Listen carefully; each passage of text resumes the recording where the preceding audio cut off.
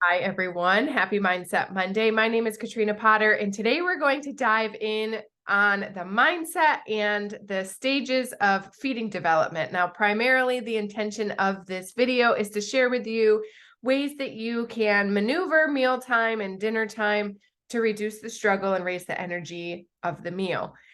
Now, the focus is around children, and there are a lot of tools and things that can be woven in with adulthood as well. And so, if you don't have children or grandkids, and you still want to listen in, I think there may be some things that are takeaways. So, you're welcome to stay. Many of you maybe already know this about me, but I will share my background as a speech language pathologist is around feeding development. And although I don't do a ton with that career any longer because I have transitioned into life coaching and doTERRA essential oils, that still is an area that I have knowledge on and would love to share it as it pertains to raising the energy around mealtime. So there are 5 different things that I wanted to share today that I think will add in pretty easily, and I use that term lightly, into mealtime. So the first thing that I wanted to talk about was creating the environment that we desire. And so if we're thinking about the struggle with mealtime, what is it that we do want? We want to have clarity whenever we're working towards a new goal. We want to have clarity on what that goal looks like. And so we're thinking of a calm meal where everyone is engaging and is connecting, and our children are trying out new foods. What is the environment that you want? Now, some things that go along with that. Have you ever sat at a bar stool and had no footrest and your feet are kind of dangling there? Thinking about what was that experience like? Well, when our feet are dangling, our brain kind of focuses on that. It's like, jeepers, this is awful, right? Where our brain is focusing. If we think about that from a child's perspective, their feet are dangling a lot. And oftentimes just adding in a stool, like a footstool with, at dinner time, at school, whatever, can increase the attention span of the child. So that might be an easy little tweak that you can do. Another thing is a transition activity. So if we're wanting to keep our mealtime enjoyable, sometimes if our child is playing and then we say, okay, dinner time, it already puts them in a upset with dinner time because they have to remove themselves from this fun activity to go to dinner, which they may not yet enjoy. So trying to come up with some sort of a transition activity. So rather than saying dinner time, it might be, all right, couple more minutes, and then it's time to take out the trash, or a couple more minutes, and then it's time to wash your hands. Something so it's not a disrupt ending to playtime and then right into mealtime. So adding in that transition time can often help out. Now, the last thing is trying to remove any distractions. I know in our house, if there are toys on the table or coloring sheets or anything, if there's anything on the table, it is a major disruption. And so when we are thinking about what is happening in development, I'm going to talk about the different areas of development, but when we're thinking about development and there's distractions, maybe a tablet or the TV is on or music or whatever, there are all 5 senses are associated to mealtime and eating. And so if we are adding in a visual distraction, it's just so disassociating ourselves from food. So whether that's children or ourselves, any distraction that we have reduces our intention around eating, reduces our mindfulness around eating, and so it disengages some of those senses. And so it's just really important to try to be as intentional and mindful with the eating task as possible. Probably going to be rocky and turbulent in the beginning if that is a habit that you currently have, but I promise as you start to switch over, it can make a huge difference in creating that culture and environment around dinner time that you're wanting to add in. Now, the next thing is a no thank you plate. And this is an easy way to kind of add in and create the boundary that you're seeking when it comes to trying new foods. And so if our children don't want to don't want to have one of the foods that are prepared for the meal, we can have a no thank you plate. And what does that look like? It's a plate that sits in the center of the table, just outside of their table, that the food can go on. And then we'll talk about that food later on. And I'm going to share around the feeding hierarchy so you can kind of see what that's like. But a no thank you plate is a great way to still reinforce that you want them to engage with the food, but they don't necessarily need to eat that food. Now, the kind of to piggyback off of that, there's a feeding hierarchy. And so, sorry, I didn't bullet these. So number 2 is integrate or implement a no thank you plate. And then number 3 is integrate the feeding hierarchy. So the feeding hierarchy is actually reversing the age-old saying of don't play with your food. What they have found in feeding development is the characteristics associated with food engage all of the senses. And if I were to say, close your eyes, open your mouth, I'm going to put in a food. You have no idea what the food is. You don't know what the smell is. I'm just going to put it in your mouth. And I put in, trying to think of like such a strange, if I put in let's say sushi, it's very different experience in your mouth with trying out that food. Well, we have a lifetime of understanding of when we say a food, what that might feel like in the mouth, but the child doesn't. And so when we allow a touch to the food, it allows their brain to engage. Okay, this is what it might feel like when I eat this food. So in the feeding hierarchy, when we touch a food, that's the first, not really, but that's part of the development of food. It's actually allowing it in your space, which is why we do the no thank you plate. But then beyond that, then it's touching and then bringing the food closer to midline, up to the face, touching it to the mouth, touching it to the tongue, and then chewing it. And then the final stage is chewing it to swallow it. So if we can integrate this feeding hierarchy, let's say you have already implemented the no thank you plate. Everyone is at mealtime, and maybe your daughter doesn't want her broccoli, so she puts it on the no thank you plate. Your son doesn't want the noodles, puts it on the no thank you plate. Okay, so now you have broccoli and noodles on the no thank you plate. So now the next step can be, as a family, we're all talking about the attributes. We want to try to avoid the label, and we want to talk more about the attributes. So broccoli might be, look at that little green tree. Let's see what it feels like. And then you can touch it and talk about how it feels on the hands. Now, why do we do that?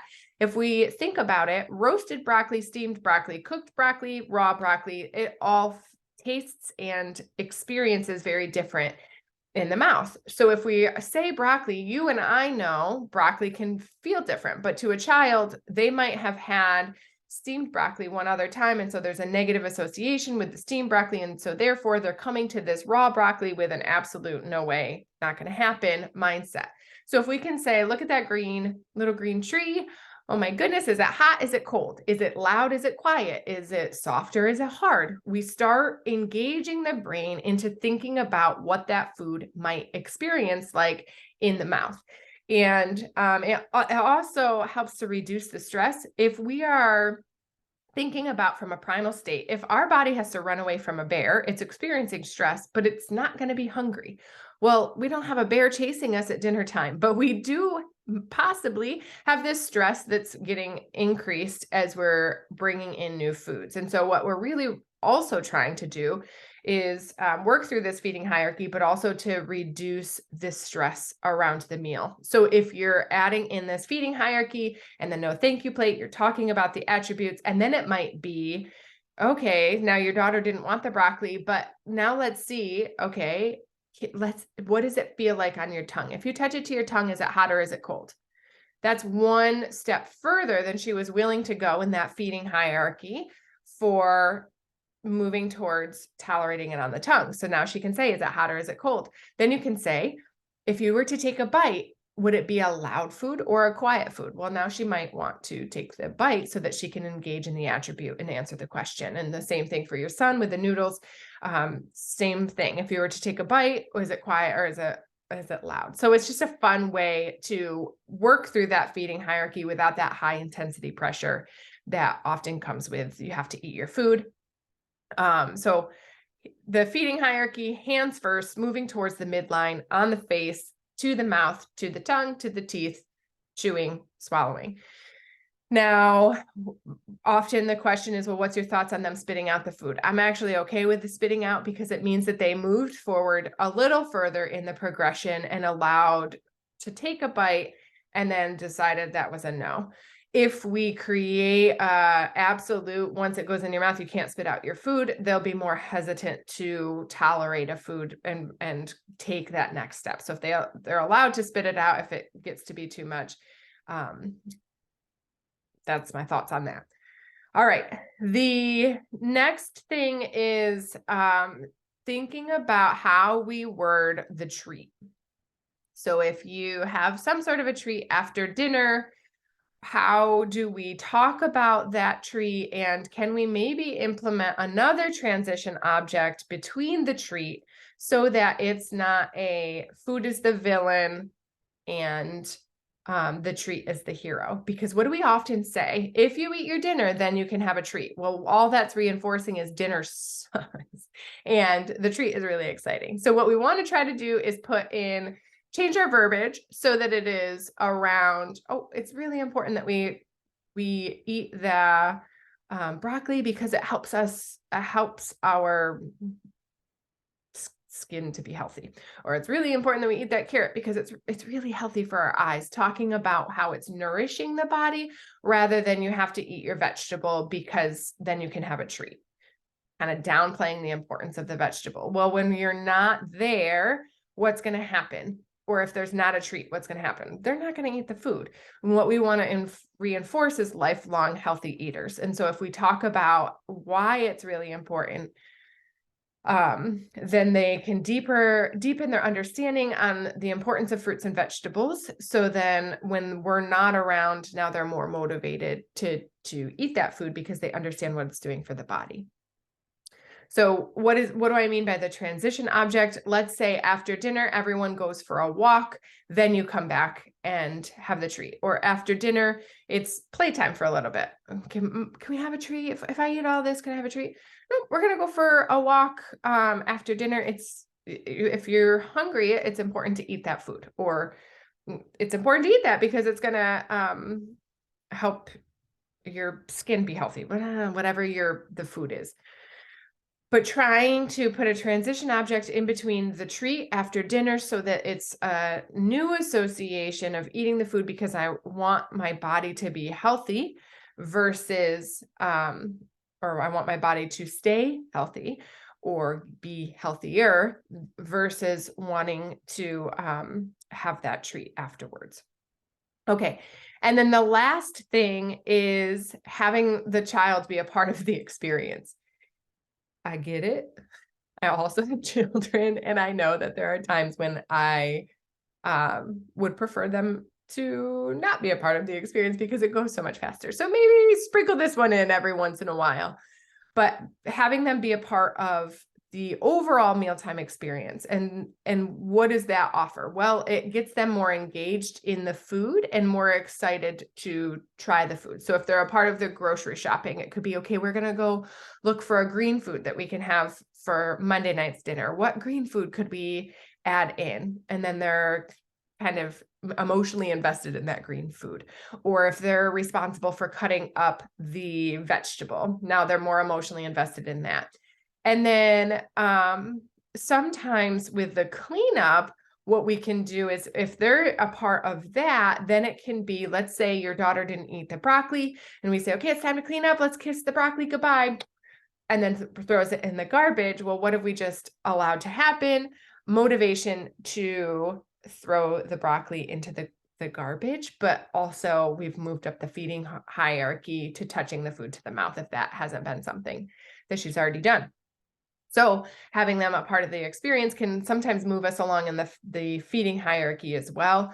So just kind of helps. The other thing of having them a part of the experience. So when you have self-serve versus parents serve food, there's not as much engagement in that. So one of the things that you can also do is bring the food to the table and then have the child help to scoop the food onto their plate so that they're engaging to one other level. And then if they are not putting it on their plate, they could also put it on the no thank you plate, but they're choosing the they're kind of, again, emotionally invested in that because they're excited to scoop it. And so now they're sometimes more excited to try the food. So there's another thing. So those are the 5 things, and I didn't do a great job of numbering them as I went. But the first one is creating the environment that you want. The second, implementing a no thank you bite. The third, integrating that feeding hierarchy. The fourth, creating some sort of a transition object in between before meal and also after meal, so that it's not, we're disassociating mealtime with disruption and disassociating mealtime with the tool in order to receive a treat. And then the last part, number 5, is creating an experience around mealtime. So having the child involved with meal prep and cooking and cleaning up and setting the table and all of the aspects that come along with mealtime. All right, those were the 5 bullet points that I wanted to share. And again, sprinkle this in, weave it in, try one thing out this week, and then add in another thing next week. It doesn't have to be an all at once type of a thing, but I know, having had this as a background, it has been much easier to navigate mealtime with my own children. And even when I was putting all of these thoughts together and preparing to share them with you, I had some reminders for myself of, ooh, I maybe could implement this a little bit more than I have, or whatever the case may be. So those are the key aspects. As always, if you have questions, feel free to reach out. My email is katrina@yourlifefuel.com, and the website is www.yourlifefuel.com. You can also connect with me on Instagram @yourlifefuel. So different ways to reach out if you have questions, but I'm excited to hear how this works out for you, and I will see you all on Wellness Wednesday. Have a great day.